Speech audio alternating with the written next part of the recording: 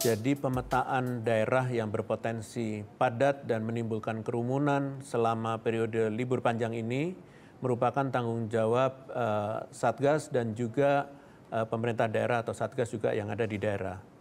Terdapat beberapa lokasi yang berpotensi menimbulkan kerumunan seperti lokasi wisata, pusat perbelanjaan baik yang tradisional maupun yang modern atau mall, tempat-tempat ibadah, lokasi kegiatan seni budaya, fasilitas transportasi, dan kegiatan kampanye.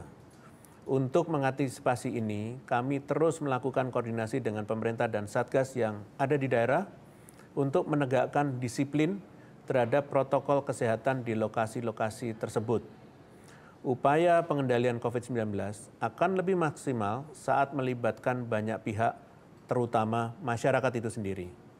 Kami meminta pemerintah daerah untuk meningkatkan fasilitas kesehatan dan kapasitas TERS agar masyarakat maupun pelaku perjalanan dapat melakukan screening secara mandiri sebagai langkah preventif dan diagnosa dini.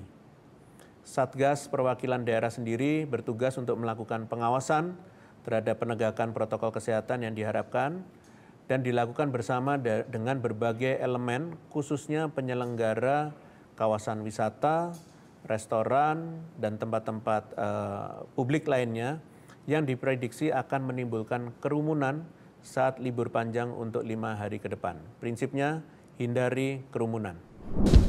Ingat pesan ibu, pakai masker.